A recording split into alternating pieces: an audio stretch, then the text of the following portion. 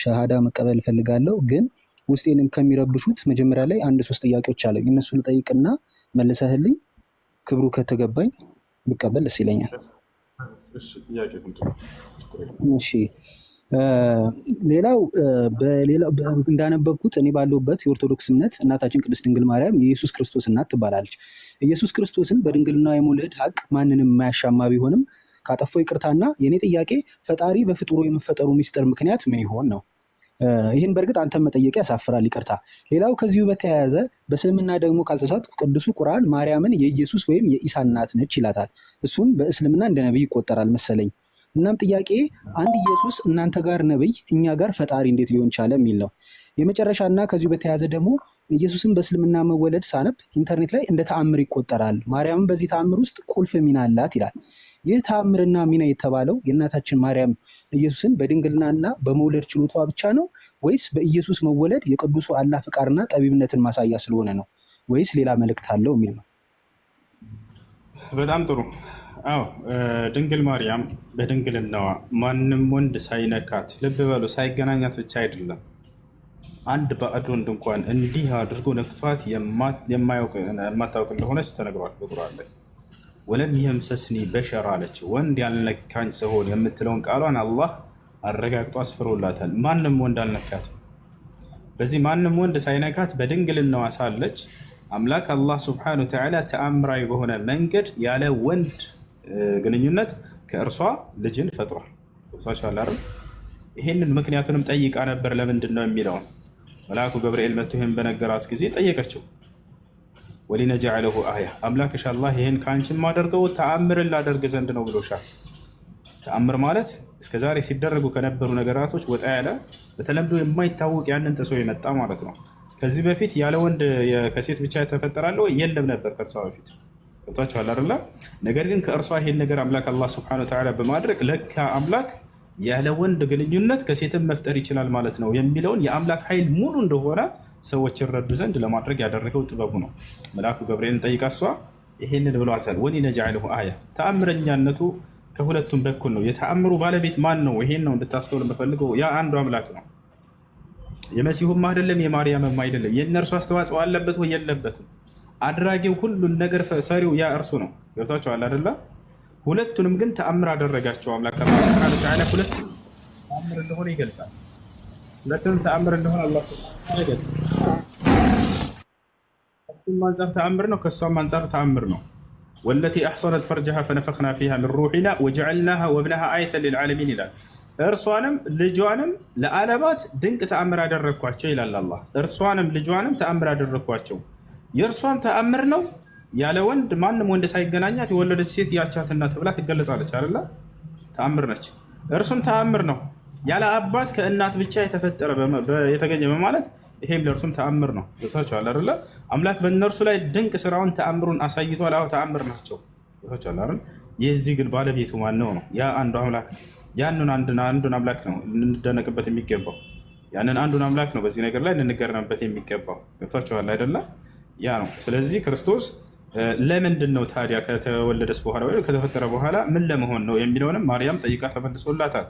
ወራህመተን ሚና አላት። ቀጥሎ መልአኩ ገብርኤል ምን አላት? አምላክሽ አላህ ተአምር ላደርገውና ልክ እንዲሁ ደግሞ ከእኔ የሆነ እዝነት ሲሆን አለ። ለማን? ለእስራኤል ሰዎች። ነቢዩ ሙሐመድን ሰለላሁ ዐለይሂ ወሰለም ከእኔ የሆነ እዝነት ናቸው ለዓለም ሰዎች ብሎ ይገልጻቸዋል። ነቢያቶች የአምላክ እዝነት ናቸው ለሰው ልጆች። አምላክ ሲያዝን ጊዜ ለሰዎች ከራሱ ጋር ሊያስተዋውቃቸው፣ ሊያስታርቃቸው፣ ሊመልሳቸው ሲፈልግ ነቢያትን ያስነሳና ይልካል። ያ ነቢይ ስለ አምላክ ማንነት ሲናገር እነዚያ ሰዎች ሲያውቁና አምላክን ሲገዙ ሲያውቁ ጊዜ ዛኔ ከእርሱ ጋር ህብረት ይፈጥራሉ ማለት ነው። ገብታችኋል አይደለ? ስለዚህ አምላክ አላህ ሱብሓነሁ ወተዓላ መልእክተኛ አድርጎ ሊልከው ከእኔ የሆነ እዝነት የሚለውን በሌላ ቦታ ላይ አላህ ሲገልጸው ምን አለ? ስለ መሲሁ ሲነግራት ለማርያም ወረሱለን ኢላ በኒ እስራኤል አለ። ወደ እስራኤል ልጆች የምልከው መልእክተኛ አድርገዋለሁኝም አላት። ያችሁ ለእስራኤል ሰዎች የተላከ ነው። ለእስራኤል ሰዎች በቃ እንደ አርአያ ተደርጎ የተመረጠ ነው። አምላክ አላህ ሱብሓነሁ ወተዓላ ሌላ ቦታ ላይ በሱረቱ ዙኽሩፍ ላይ ሲናገር ምን ይላል? ኢን ሁወ ኢላ ዐብዱን አንዐምና ዐለይሂ ወጀዐልናሁ መሰለን ሊበኒ እስራኤል ይላል። እርሱ የማርያም ልጅ ጸጋዬን ከዋልኩባቸው መልእክተኞቼ መካከል ነው፣ አገልጋዮቼ መካከል ነው ካለ በኋላ ለእስራኤል ልጆችም ተምሳሌት አድርጌዋለሁ ይላል። እርሱ አዎ በጊዜው ለነበሩ ለእስራኤል ሰዎች ያኒ መልእክተኛ ነበር፣ ተምሳሌት ነበር፣ ነብይ ነበር። ለትውልዱ ስለ አምላክ ሰብኳል፣ ስለ አምላክ አስተምሯል፣ ማድረግ ያለበትን ሁሉ አድርጓል። ይህ ነው በእርሱ በኩል አምላክ አላህ ሱብሓነሁ ወተዓላ እንዳልኳችሁ ድንቅ ተአምርን አሳይቷል ለሰዎች ታቸዋል። ሙታንን የማስነሳት ተአምር ተሰጥቷል። ማየት የተሳናቸውን አይናቸውን የመፈወስ ተአምር ተሰጥቷል። መስማት የተሳናቸውን እንዲሰሙ ተአምር ተሰጥቷል። ለምጽ ያለባቸውን ዝም ብሎ በመዳበስ ይፈውሳቸው ነበር። ቢስሚላህ በአላህ ስም ብሎ ይፈውሳቸዋል። ወዲያውም አይናቸው እያየ ይፈወሳሉ። መሲሁ ከደጋግ መልእክተኞች ነቢያቶች መካከል ነበር። አላህ በጣም በርካታ ተአምራትን ሰጥቶታል። ይሄን በቁርአን ላይ ይናገራል። ሲልሚያል በሱረቱል በቀራ ላይ ወለቀድ አተይና ሙሰል ኪታበ ወቀፈይና ሚን ባዕዲሂ ቢሩሱል ወአተይና ዒሳ ብነ መርየም አልበይናት ይላል። የማርያምን ልጅ ዒሳንም በጣም በርካታ ተአምራትን ሰጥቶታል።